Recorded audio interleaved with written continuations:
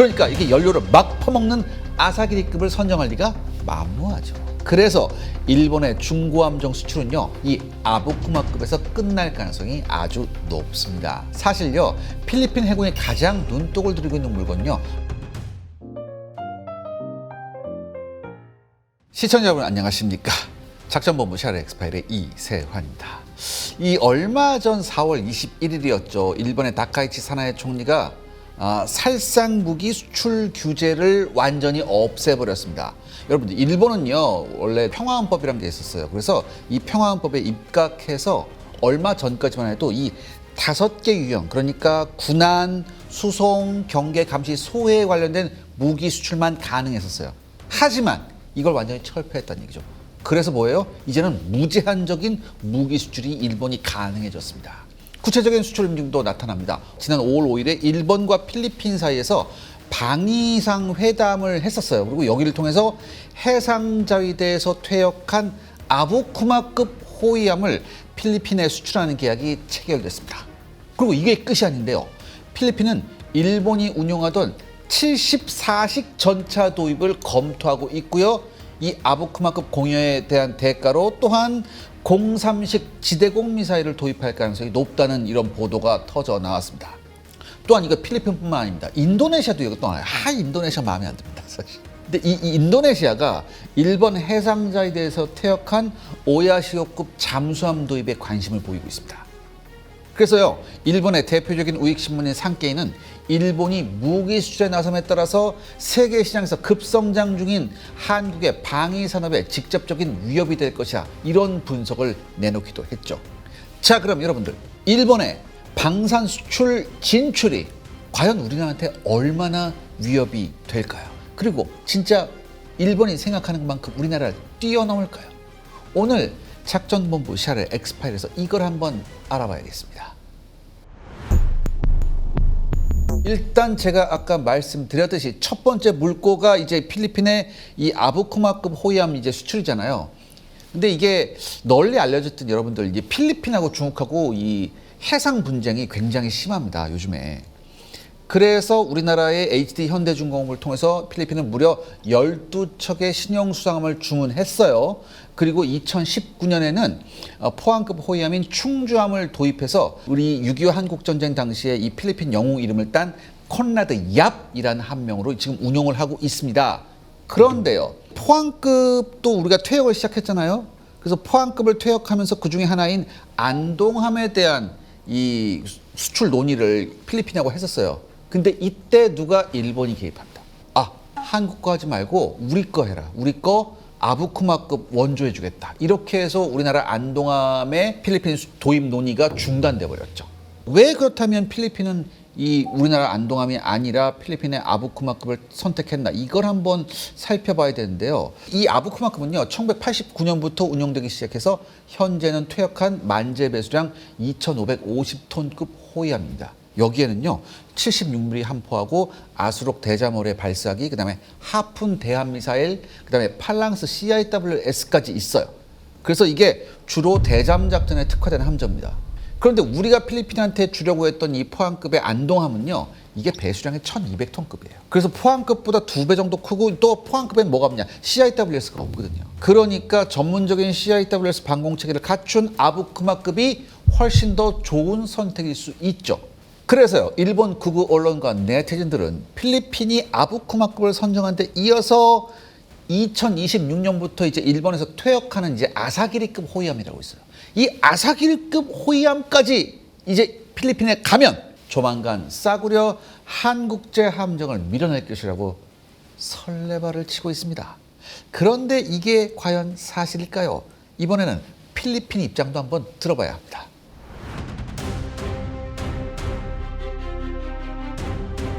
필리핀 군사 전문가들의 판단은 아주 냉철합니다. 필리핀 해군이 아부쿠마급을 3척 정도 도입한 이후에 비교적 짧은 기간만 운용하고 퇴역시킬 가능성이 높고, 아부쿠마급이 처음이자 마지막으로 일본에서 도입하는 중고함이 될 가능성이 높다고 말하고 있습니다. 왜 그럴까요?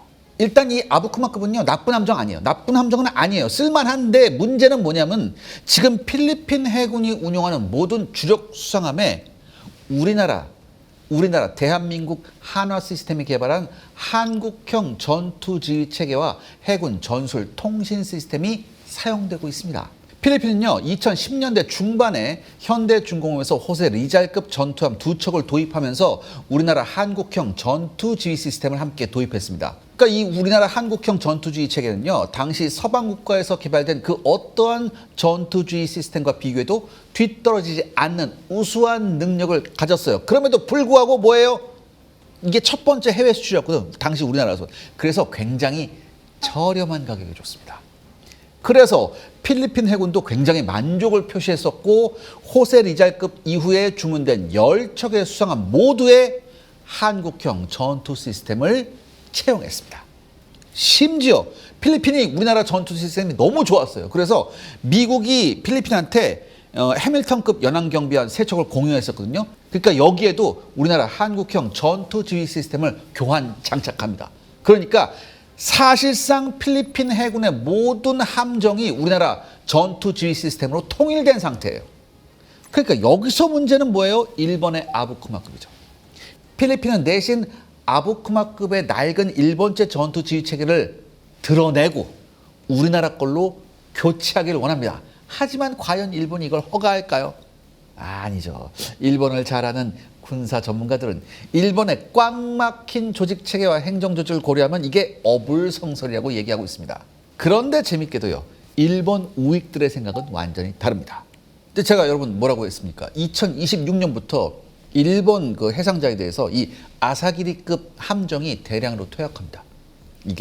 근데 이게 어느 정도 수준이냐면 우리나라 광개토 대함급이에요. 그러니까 일본 네티즌들이 여기서 이런 생각합니다. 아사기리급이 왕창 퇴역을 하게 되면 이거를 필리핀에 대량 우리가 원조하자.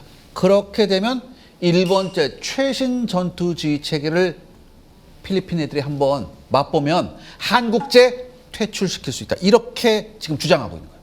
그런데 과연 그렇게 될까요? 필리핀 군사 전문가들은 필리핀 해군이 이 아사기리급을 감당할 수 없다고 얘기하고 있습니다. 이게 왜 그러냐? 여러분들, 일본의 이 아부쿠마급까지만 해도요, 이 통상 항해에는 뭘 쓰냐면 디젤 엔진을 쓰고요, 고속 항해에는 가스터빈을 사용합니다. 그래서 연비가 비교적 우수해요. 그런데 이 아사기리급부터 일본 수상함은요, 예전에 그 소련의 원자력 잠수함을 추적해야 되는 그런 그 임무가 있었거든. 그래서 연비가 우수한 디젤 엔진을 포기하고 통상 항해와 고속 항해 모두에 뭘 쓰냐? 가스터빈 엔진을 사용하고 있습니다. 이 가스터빈 엔진은요, 가속력이 굉장히 우수해요. 그래서 1분 안에 속도를 30노트까지 끌어올릴 수 있습니다. 그러니까 여러분 30노트면은 시속 56km예요. 굉장히 수상함으로 좀 빠른 겁니다. 그런데 문제가 뭐냐? 그 대가로 디젤 엔진을 안 쓰잖아. 그런데 하필이면 이 가스터빈 엔진이 디젤 엔진과 비교해서 연료 소모량이 몇 배? 3배입니다. 그러니까 이게 연료를 막 퍼먹는 아사기리급을 선정할 리가 만무하죠. 그래서 일본의 중고함정 수출은요, 이 아부쿠마급에서 끝날 가능성이 아주 높습니다. 사실요, 필리핀 해군이 가장 눈독을 들이고 있는 물건요, 바로 우리나라의 광개토 도양급이에요. 이 광개토 도양급이 2030년 초반에 퇴역이 시작되면 아마 필리핀 해군이 난짝 낚아채갈 겁니다.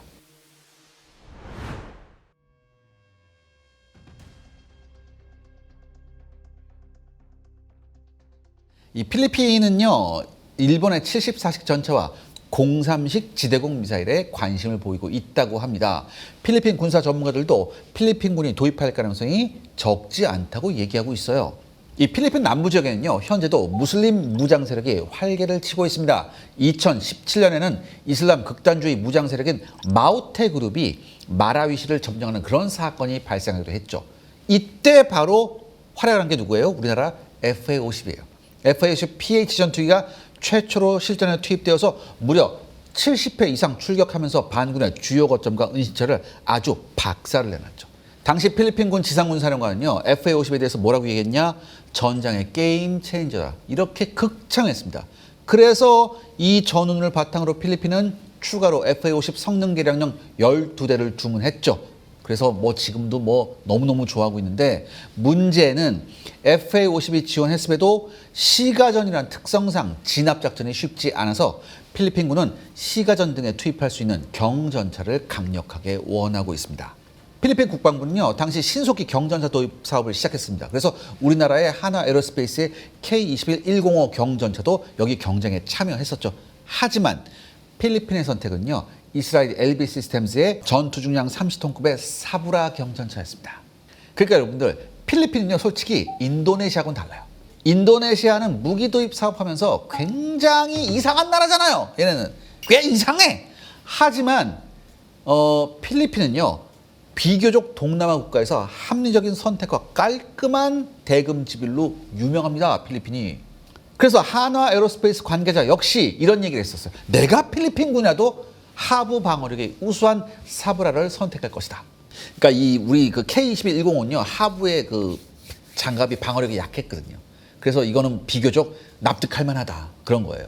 그래서 한화는요, 필리핀 경전차 사업 실패에 대한 반성으로 KMPF로 호칭되는 수출형 경전차를 개발하고 있습니다. 이 KMPF는 지뢰 방어 능력이 없는 K-21-105와 비교해서 중량 8kg의 대전차 지뢰 폭발을 견딜 수 있는 레벨 3급 하부 방어력을 갖추고 있다는 거죠. 자, 필리핀이 이제 이스라엘에서 이제 사브라를 주문했는데 이게 비싸요. 그래서 18대밖에 못 들여왔습니다. 그래서 필리핀 육군은 중국의 상륙작전 등에 대비해서 최대 144대의 경전차를 원하고 있습니다. 그런데요, 필리핀은요, 전력 증강비 대부분이 해군하고 공군에 집중되어 있습니다. 그래서 전차 전력 확보에 어려움을 겪어요.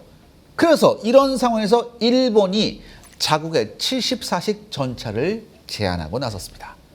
그런데요, 이 일본의 74식 전차는요, 1974년부터 총 873대를 배치한 굉장히 오래된 전차입니다. 근데 일본은 무서운 게 이게 극소량이 아직도 현역에 있어요. 그러니까 여러분들 74년 지금은 2026년이죠? 그러면은 몇 년 전 겁니까? 50년이 훌쩍 넘었어요, 여러분들. 그런데 이거를 일본답게 굉장히 관리를 잘했어요. 퇴역했는데 873대나 썼잖아. 그러니까 비교적 쌩쌩한 거 144대를 보내도 예비 부품이 넉넉하다는 얘기입니다. 무엇보다도 이 74식 전차는요, 전투 중량이 38톤에 불과해요. 그래서 연약 지반이 많고 도로와 교량 등의 통과 중이 낮은 필리핀 입장에서는 나름 최선의 선택이 될 수 있습니다. 그런데요, 문제가 없냐? 문제가 있어요, 여러분들. 지금 필리핀이 싸우고 있는 게 어딥니까? 이슬람 게릴라들이에요. 근데 이슬람 게릴라들이 가장 애용하는 무기가 뭡니까, 여러분들? 그렇죠. 알라의 요술봉, 그러니까 RPG-7 대전차 로켓이에요. 그런데 이 74식 전차는요, 이게 주조장갑이에요. 주조는 뭐냐면은 철판을 용접해서 붙인 게 아니라 틀을 놓고서 거기다 쇳물 갖다 부은 거 있죠. 이게 주조거든요. 근데 이 주조장갑의 가장 큰 약점이 뭐냐면 이런 RPG-7 같은 대전차 로켓에 굉장히 취약합니다. 맞으면 그냥 뻥뻥 다 뚫려요.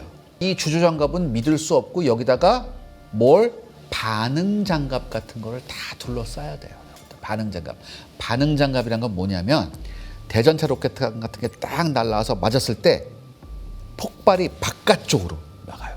그러니까 대전차 로켓이 맞은 방향으로 폭발을 상쇄시키는 그런 장갑을 반응장갑이라고 해요. 자, 그런데 여기서 또 나옵니다. 현재 서방 국가들 중에서 전차에 사용할 수 있는 반응장갑을 제대로 대량 생산할 수 있는 나라는 어디? 바로 대한민국뿐입니다.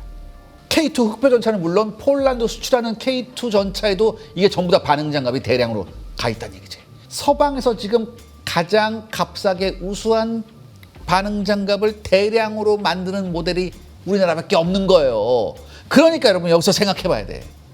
필리핀 입장에서 일단은 굉장히 싸게 일본이 저거 준다네. 오케이, 받는데 RPG 맞으면 작살나. 반응장갑 달아야 돼. 근데 반응장갑 만드는 나라는 어디뿐이 없어? 우리나라밖에 없어요. 제대로 많이 만드는 나라가 신속하게.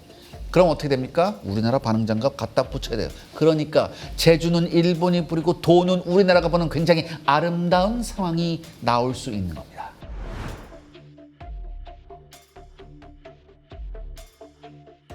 먼저 일본의 지상 무기를 살펴보면요. 일본 육상 자위대의 자랑 10식 전차가 있고요. 그 다음에 99식 155mm 자주포, 그 다음에 19식 차륜형 자주포, 그 다음에 89식 보병 전투차 등이 있습니다. 이 중에 현재 생산되고 있고 일본의 지상 기술력을 대변하는 것이 바로 일본의 10식 전차였는데 이게 얼마 전에 폭발 사고가 있어서 큰 논란이 발생했었죠. 사고 상황을 보면요. 일본 오이타현에 위치한 히주다이 훈련장에서 이 10식 전차가 전차포 사격을 진행하던 도중에 전차포 내부에서 포탄이 폭발해서 승조원 4명 중에 3명이 사망하고 1명이 중상을 입는 이런 참변이 일어났습니다. 아직 일본 정부가 공식 보고서를 발표하지 않았기에 정확한 사고 원인이 밝혀지지 않았습니다. 하지만 전차에 탑승했던 퇴역 자위대 대원이 증언을 하나 했었어요. 어떤 분석을 했었냐면 여기에 있는 120mm JM12A1 대전차 유탄에 기술적 결함이 발생해서 폭발한 것이다. 이렇게 분석을 했습니다. 그리고 놀랍게도 일본의 많은 군사 전문가들도 그 가능성이 높다고 힘을 실어주고 있어요. 일본은 과거에 90식 전차라는 걸 개발하면서 독일 라인메탈사로부터 120mm 전차포와 함께 DM-12 다목적 고폭탄 기술을 도입해서 현재 JM12A1이라는 대전차 유탄이라는 이름으로 면허 생산을 하고 있습니다. 이 JM12A1의 작동 과정을 보면요. 이게 보면 정면에 전방으로 길게 이게 핀이 하나 나와 있어요. 이게 뭐냐면 스파이크 노즈 감지 장치입니다. 그러니까 이 스파이크 노즈가 감지한 접촉 신호를 성형 자약탄 후방에 위치한 신관으로 보내는 그런 방식이에요. 당연히 포탄을 운용하는 과정에서 이 스파이크 노즈부가 크고 작은 접촉을 경험할 가능성이 높죠. 이렇게 하다 보면은 이게 어디 툭 이렇게 부딪힐 수도 있잖아요. 그렇죠? 그렇기 때문에 여기에 대한 안전장치가 뭐냐? 포탄이 사격할 시에 발생하는 1만 G가 넘는 가속도를 감지해야만 안전장치가 안에서 풀리는 그런 안전체계가 있어요. 그런데 사실 이 가속도 감지형 안전장치는요, 특별한 것이 아니에요. 우리 육군이 운용하는 40mm 유탄부터 시작해서 거의 모든 종류의 고폭탄 신관에 이게 표준적으로 사용되고 있어요. 그럼 독일이 설계한 DM-12 다목적 고폭탄에 설계 결함이 있는 걸까요? 독일의 DM-12 다목적 고폭탄은요, 현재 10개국 이상에서 운용되고 있는데요. 제가 아무리 검색을 해봐도 이 독일에서 생산한 DM-12가 폭발 사고를 일으킨 사례가 없었습니다.